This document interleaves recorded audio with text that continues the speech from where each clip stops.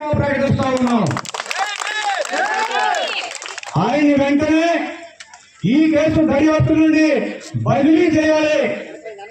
ఆయన స్థానంలో ఐపీఎస్ అధికారిని దర్యాప్తు అధికారిగా నియమించాలని చెప్పి ఈ నిరసన దీక్ష నుంచి ఒక ప్రకటన విడుదల చేయదలుచుకున్నాం. ఇక చివరిగా ఈ ఉద్యమానికి సంబంధించి మా మీద తప్పుడు కేసు పెట్టారు. వారు మా మీద కారణం చల్లారు. వారు మమ్మల్ని మా ఆడపిల్లల్ని అవమానపరిచారు. మా పిల్లలు తిని అన్నాడు పెంట వేశారు. వీటికి వారిని అత్యవసరంగా అరెస్టు చేయటం మానేసి మా మీద ముంజరు ప్రజల మీద తిరిగి కేసు పెట్టినటువంటి ఏదైతే తప్పుడు కేసు ఉందో ఆ కేసుని రద్దు చేయాలని చెప్పి డిమాండ్ చేస్తున్నాం. ఈ విషయాల మీద ఇప్పటికే బాధితులందరూ గత సోమవారం కలెక్టర్ గారికి విజ్ఞప్తి చేస్తూ ఉన్నాం. ఏమీ ఖాళీగా మాట్లాడలేదు.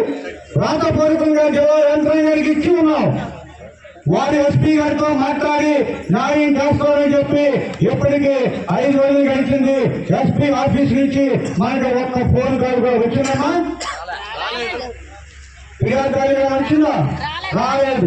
ఇలాంటి కేసుల్లో 3 రోజుల లోపలనే పోలీసులు స్పందించాల్సిన అవసరం ఉంటే వారు రాలేదు.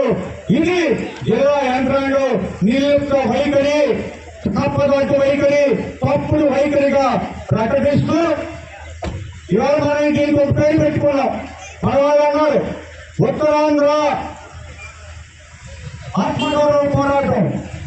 ఎస్, ఇది ముంజోడు ప్రజల పోరాటం కాదు, ఇది దళితుల ఆత్మగౌరవ పోరాటం. ఇవాళ మనం అందరం రాష్ట్రానికి నాయకత్వం ఇక్కడికి వచ్చింది. ఇప్పుడు ప్రభుత్వం చూసుకోవాల్సింది ఈ ముంజోడు గ్రామానికి అనగా రాష్ట్ర ప్రజలందరూ అమరావతి చేరుకోకుండా జాగ్రత్త పడండి. జాగ్రత్త